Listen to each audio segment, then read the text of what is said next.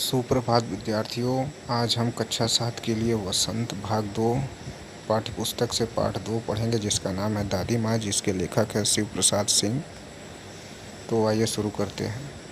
लेखक को जब तब अपने गांव की याद आती रहती है, विशेषकर दादी माँ से उनका गहरा लगाव रहा है। आज अचानक उनकी मृत्यु की खबर सुनकर वह स्तब्ध हो गया है और उनके आंखों के सामने बचपन से लेकर अब तक दादी के साथ बिताया हर लम्हा याद आता है।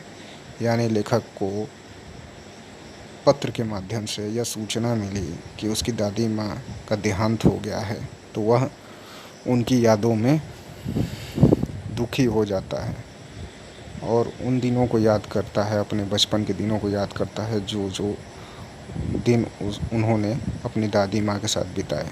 लेखक उस घटना को आगे बढ़ाते हुए याद करता है। लेखक कुंवार के वे दिन याद करता है जब चारों ओर पानी भरा रहता था और दूर से बहकर आई घासों के सड़ने से एक अजीब सी महक हवा में फैली रहती थी। इसी मौसम में झाग वाले पानी से भरे तालाब में कूद कर नहाना बच्चों को अच्छा लगता था। इसी पानी में एक दो बार नहा लेने पर लेखक बीमार पड़ गया था। दादी दिन रात उसकी चारपाई के पास बैठी रहती थी और हाथ पैर छूकर ज्वर यानी बुखार का अनुमान करती, पंखा झलती, लेप करती और बीमारी दूर करने के लिए विशेष प्रकार का भोजन बनवाती। उन्हें गांव की 50 किस्म की दवाओं के नाम याद थे। गांव में कहीं कोई बीमार होता, वह उनके पास पहुंच जाती और अपनी यही दवाई शुरू कर देती। यानी दादी माँ अपनी घरेलू नुस्खे पर आधारित दवाई शुरू कर देती थी। और इसके आगे, लेखक के बड़े भाई की शादी तय हुई तो दादी माँ का उत्साह देखते बनता था। यूँ वह कोई काम न करती थी, लेकिन किसी काम में उनकी अनुपस्थिति विलंब का कारण बन जाती थी। यानी दादी माँ खुद काम कोई नहीं करती थी, लेकिन कोई ऐसा बड़ा काम नहीं होता था जो उनके बगैर पूरा हो सके। लेखक अपनी दादी माँ के कुछ महत्वपूर्ण बातों को, पलों को याद करते हुए उन्हीं में यह आगे बताते हुए बढ़ रहा है। आगे, उन्हीं दिनों लेखक ने दादी माँ को सूद के पैसों के लिए रामी की चाची पर कठोरतापूर्वक बिगड़ते देखा। वह आंखों में आंसू लिए दादी माँ से मिन्नतें कर रही थी। उसकी बेटी की शादी थी, पर दादी माँ अपने पैसे छोड़ने को राजी ही न होती थी। लेखक से यह सब देखा न गया तो वह वहाँ से खिसक लिया, यानी वहाँ से चला गया। लेखक को ऐसा लगा कि दादी माँ कितनी निर्दयी हैं, लेकिन बाद में क्या पता चलता है। कुछ दिनों बाद रामी की चाची से लेखक ने जाना कि दादी माँ ने उसका सारा कर्जा माफ़ कर दिया और 10 रुपये देकर बेटी की शादी में मदद भी की। यह घटनाएं दादी के कठोर अनुशासन के साथ उनके कोमल स्वभाव को भी उजागर करती है। यानी दादी माँ उतनी निर्दयी और कठोर हृदय की नहीं थी। लेखक उनका लाडला था और उसे लगता था कि किसी प्रकार का अपराध हो जाने पर दादी माँ की छाया में खड़े हो जाने से अभयदान मिल जाएगा, यानी उसकी गलती माफ़ हो जाएगी। दादाजी की मृत्यु के बाद से दादी उदास रहने लगी थी। धोखेबाज शुभचिंतकों की वजह से भी परेशानी काफ़ी बढ़ गई। लेखक के पिता ने दादाजी के श्राद्ध में काफ़ी रुपए खर्च कर दिए थे, जिसके कारण उनके घर की आर्थिक स्थिति काफ़ी खराब हो गई थी। श्राद्ध मतलब मृत्यु के पश्चात क्रियाकर्म, दाह संस्कार। एक शाम माघ की कड़ाके की ठंड में नहाकर गीली धोती पहने दादी संदूक पर दिया जलाए और हाथ जोड़े बैठी थी। उनकी आंखों में आंसू देख लेखक से रहा नहीं गया। उन्होंने दादी से रोने का कारण पूछा। दादी मुस्कुराते हुए प्यार से उन्हें खींचकर रसोई में खाना खिलाने ले गई।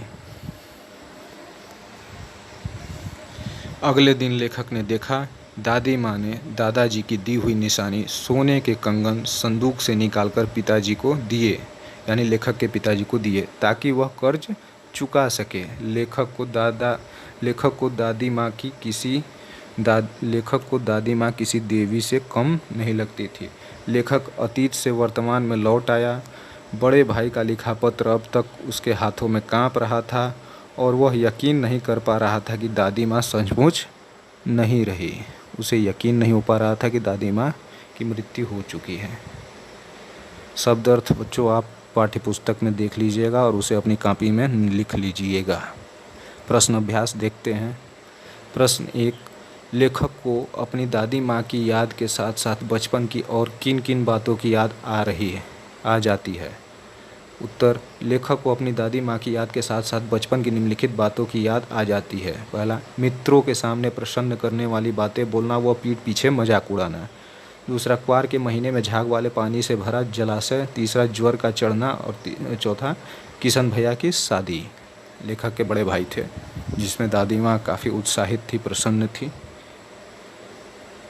दूसरा प्रश्न, दादा की मृत्यु के बाद लेखक के घर की आर्थिक स्थिति खराब क्यों हो गई थी? उत्तर है, पिता ने यानी लेखक के पिता ने दादा के श्राद्ध पर काफ़ी धन खर्च कर दिया था तथा मित्रों ने धोखा दिया था, जिससे दादा की मृत्यु के बाद घर की आर्थिक स्थिति खराब हो गई थी। तीसरा प्रश्न, दादी माँ के स्वभाव का कौन सा पक्ष आपको सबसे अच्छा लगता है और क्यों? उत्तर देखिए, दादी माँ के हृदय की कोमलता व उनका सबके प्रति स्नेह भाव का पक्ष हमें सबसे अधिक अच्छा लगता है। उनका लेखक के समीप बैठकर देखभाल करना, रामी की चाची का कर्ज माफ़ करना तथा घर की आर्थिक समस्या के लिए कंगन देना उनके इसी स्वभाव को दर्शाता है। यानी वैसे तो दादी माँ के बहुत सारे अच्छे पक्ष थे, काफ़ी अच्छे स्वभाव की महिला थी। अब बच्चों कुछ अन्य प्रश्न उत्तर देख लेते हैं। दादी माँ पाठ से हमें क्या संदेश मिलता है? उत्तर, इस पाठ से हमें संदेश मिलता है कि हमें दुख व मुसीबत के समय घबराना नहीं चाहिए। बड़ों की सीख सदा ही महत्वपूर्ण होती है। दादी माँ का व्यवहार हमें सदा दूसरों की मदद करने की सीख देता है।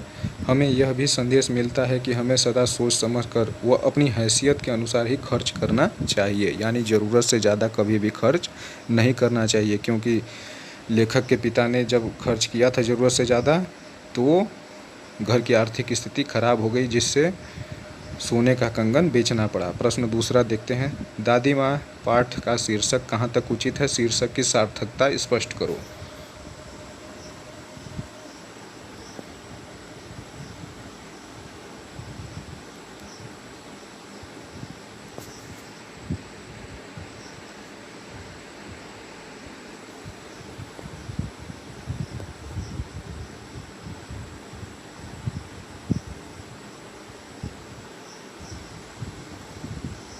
इस दूसरे प्रश्न का उत्तर, इस पाठ में दादी माँ के विषय में ही बताया गया है।